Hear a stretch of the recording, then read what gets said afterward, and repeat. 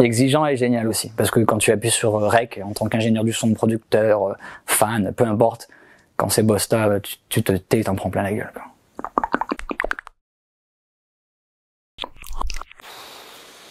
Je suis compliqué. Je suis un peu compliqué. Je suis une espèce de truc amoureux des vibrations, amoureux du monde, de la nature, et tout ça, ça m'a poussé en fait vers la musique. Et j'ai bloqué sur la musique. J'ai pas mal d'anecdotes, on va dire, à New York, parce que c'est là où où j'ai vraiment lancé ma carrière. On a des leçons à prendre de tout le monde, d'au-dessus de nous, d'en dessous de nous, et voilà. Et celle-là, elle est assez sympa. Elle concerne un artiste ou une artiste de haute voltige, de haut level. Et je vais vous le raconter. Et on verra au niveau à la fin de l'anecdote pour voir qui est la personne en question.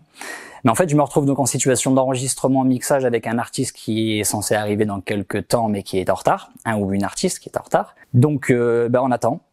Mon artiste est en retard. Je m'en doutais un petit peu. Des fois, c'est facile à encaisser. Des fois, c'est un peu chiant parce qu'on pense à la session d'après ou quoi que ce soit, ou peu importe. Et là, en fait, ça me saoule un peu. Sur le moment, ça me saoule un petit peu, mais bon, voilà. J'envoie mon assistant à la réception. C'est pour voir si éventuellement ils ont besoin d'aide, s'il peut faire quelque chose. Et je stresse pas trop. Et puis j'attends, et puis toujours pas de nouvelles. Et puis là, je crois que ça passe, il me semble que c'était 1 heure et demie, un truc comme ça de retard quand même. Donc, je sature un peu. Je remonte à ma réception parce que le studio est fait sur plusieurs étages. Donc je remonte à l'étage de la réception. Et là, je croise mon assistant qui était en train de descendre au rez-de-chaussée pour ouvrir à quelqu'un qui montait au studio. Et je lui dis, elle est là, l'artiste et tout. Non, elle me dit, toujours pas. Vas-y, je descends avec toi. Je descends avec cette personne, avec mon assistant, pour aller chercher cette personne en bas du bâtiment, parce qu'on devait faire rentrer les personnes vraiment physiquement. On pouvait pas juste leur ouvrir la porte à travers l'interphone. Il fallait venir en bas et ouvrir aux gens. Donc, je descends.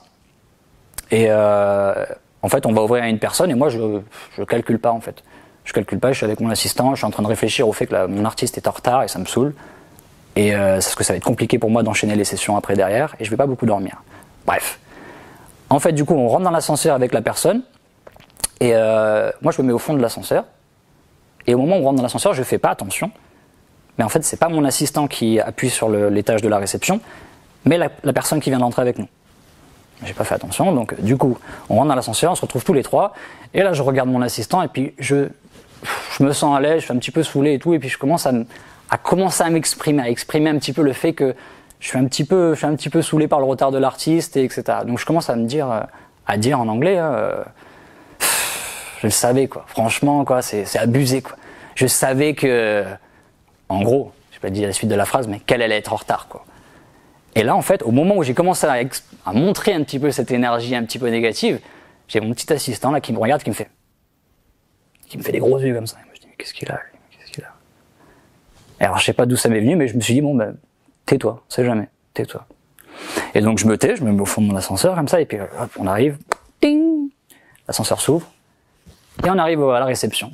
La petite demoiselle qui était devant nous, elle s'avance devant le front desk, la réception.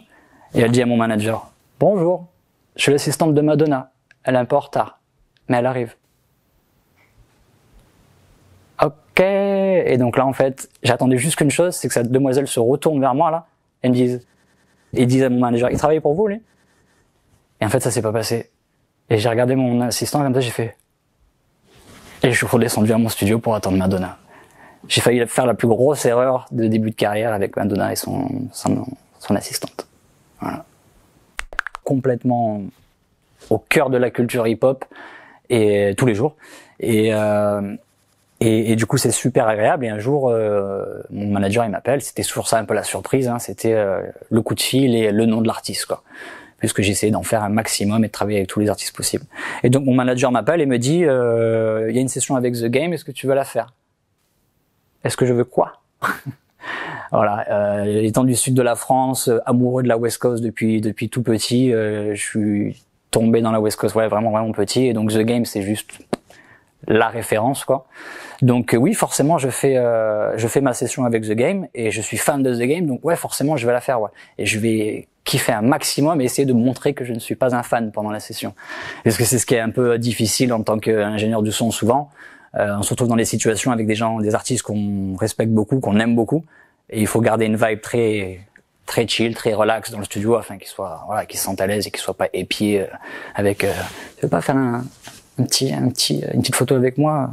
Encore heureusement qu'il y avait pas trop Instagram à l'époque. Mais bon, bref, je fais ma session d'enregistrement et mixage, enregistrement avec The Game et toute son équipe, tout son gang, plutôt on va dire. C'est assez violent pour ma tête, pour mes oreilles, c'est assez compliqué. La musique est très forte. The Game rentre dans le studio, on vient de changer les couleurs du studio, le studio est complètement rouge. Il y a beaucoup d'histoires de gangs à New York et à Los Angeles, entre les rouges et les bleus, les Crips et les Bloods. Tupac, justement. The Game rentre dans le studio, voit la couleur rouge, pense à l'histoire de Tupac et dit à haute voix, je suis trop inspiré, je vais faire un morceau sur Tupac. Et là, il y a le petit Sébastien qui est du sud de la France dans un coin dans le studio qui dit, oui, fais-le. Bref, on avance un petit peu, on passe toute une semaine ensemble et malheureusement, on fait pas un morceau sur Tupac.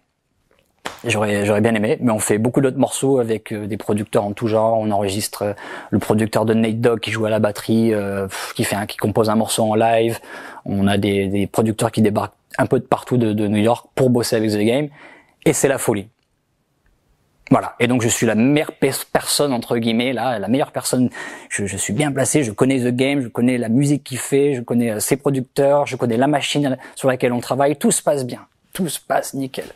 Jusqu'à un coup de fil de la réception dans le studio qui demande à parler à quelqu'un. Et là, moi, je sais à propos avec qui je travaille, comme je l'ai dit, je connais les producteurs, etc., etc. Et donc, mon manager au téléphone, il me demande, il faut que tu me passes Jason, il y a quelqu'un qui veut parler à Jason. Mon manager s'appelle Jason, hein, donc ça me perd un petit peu déjà sur le moment, mais je dis non, il y a pas de Jason. Et donc, je raccroche et je continue ma session. Il faut quand même rester attentif. Il y a de la musique qui tourne très fort. S'il y a besoin de quoi que ce soit, il faut que je sois réactif. Et donc, on est dans cette ambiance. Et là, le téléphone ressonne. Donc, il faut aller chercher, il faut aller gérer, etc. Et donc là, veut parler à Jason. Mais je te dis que, je suis avec The Game, là, les gars. C'est pas, faut arrêter de délirer, quoi. Vous m'appelez comme ça, etc. J'ai une grosse session, les gars, parce que il y a toujours un petit peu, des jeux comme ça entre la réception et les gens qui sont en session avec les artistes. Il y a toujours ce petit jeu un petit peu de tension. Et là, les gars, je leur dis, les gars, arrêtez de me saouler. Il y a pas de Jason. Je suis en session avec The Game, quoi. Et là, au bout d'un moment, je dis ils font trop chier. Il y a la musique qui coupe au bout d'un moment, à la fin de l'instru. Et là, je pose mon téléphone comme ça sur l'épaule et je dis, les gars, il y a un Jason ici? Et là, qui c'est qui se retourne? The Game. Yeah. Ah merde, Frenchy, il a pas bien compris en fait. C'était pas Jason, c'était Jace One Taylor, The Game. Donc je sais depuis le début avec qui je travaille.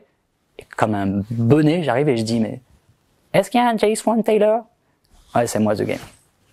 La goutte d'eau, tout ce que tu veux, voilà. Ok, mais sinon tout le reste de la semaine c'est super bien passé. J'ai pris des petits déj avec lui, on a enregistré des tueries qui sont jamais sorties d'ailleurs, et super fierté. The Game, big up. Et ça a été un petit souci dans les débuts de ma carrière parce que on m'a appelé Frenchy pendant une bonne petite période. Je débarquais là-bas et j'avais mon petit accent encore. Ce que j'ai essayé de faire disparaître un maximum parce que professionnellement parlant, c'est ce qui me tenait à cœur, de pouvoir faire un maximum de sessions, et je savais que l'accent français ou le fait de ne pas bien comprendre l'anglais allait me freiner. Donc j'ai beaucoup bossé là-dessus, et ce genre d'expérience-là m'ont aidé, quoi, parce que quand tu reconnais pas The Game alors que depuis tout petit tu l'écoutes et tu sais exactement son nom, hein, Jace One Taylor, mais là t'as entendu Jason. J'en ai une avec un gros monsieur aussi, gros monsieur dans les deux sens du terme. J'ai eu la chance, grâce à un de mes mentors qui s'appelle Randy Johnson, de travailler et collaborer étroitement, mais quand je dis étroitement, c'est très étroitement, avec Busta Rhymes.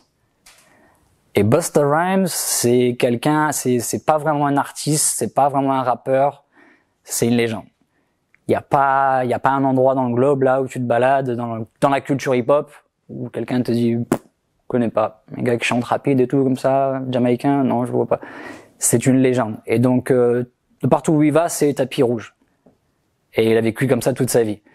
Donc love you bro, but il est super cool, c'est un artiste monstrueux, mais voilà, il a une vie un peu trépidante. Il a une mémoire d'éléphant, ce qui est assez compliqué quand tu travailles avec lui. Et en fait, j'ai eu la chance de collaborer avec lui en studio d'enregistrement à travers Quad Studio, mais aussi chez lui, en perso, à Las Vegas, dans différents studios avec lui et son associé Spliffstar. Et donc du coup, on a été très proches. On a été très proches pendant un moment. J'ai eu la chance de rencontrer sa famille, ses enfants, etc. Et donc ça a été un moment privilégié pour moi en tant qu'artiste, ingénieur du son, etc. Je vivais entre guillemets avec lui et je voyais sa vie de tous les jours et comment il créait. C'est-à-dire un jour se réveiller et te dire tel et tel DJ il m'a donné un CD en 98 et je sais que l'instru numéro 3 ou numéro 4 ça fait tout et je vais enregistrer ce soir dessus. Donc tu me la trouves, elle est dans le placard à la maison, le CD il est dans le placard à la maison et tu prépares la session. Quand je rentre ce soir, on enregistre. Ok, donc là il faut que tu te rappelles du beatbox. Faut que tu arrives à trouver ce CD, mais il n'y a pas de CD avec le nom du producteur dessus. Hein. C'est marqué au stylo feutre pour les CD là, comme on faisait à l'époque, parce qu'il recevait des prods de tout le monde. Donc là, tu as un stress complet pour aller trouver ton morceau et pour pouvoir enregistrer le soir avec lui, parce que voilà, lui il se rappelle exactement du morceau et tu vas pas en sortir un autre, parce que lui il s'en rappelle et il a eu l'inspiration, donc il veut enregistrer ce soir. Donc voilà, la vie artistique avec Bosta c'était un peu complexe, mais très speed. Et en fait, un jour il vient au studio à Quad. Et ce soir-là, il a comme but de se faire produire par Swizz Beatz, le producteur new-yorkais plus que connu, qui nous a donné des MX entre autres, et qui est aussi mari d'Alicia Keys. Donc le gars débarque, c'est plus qu'une légende pour moi. J'ai du respect à montrer, j'ai du kiff à faire couler comme ça un peu de partout, tu vois. Et donc je passe un super moment. Bosta écoute des prods monstrueuses. Swizz Beatz me claque les oreilles avec des caisses claires, les enceintes dans le studio à fond.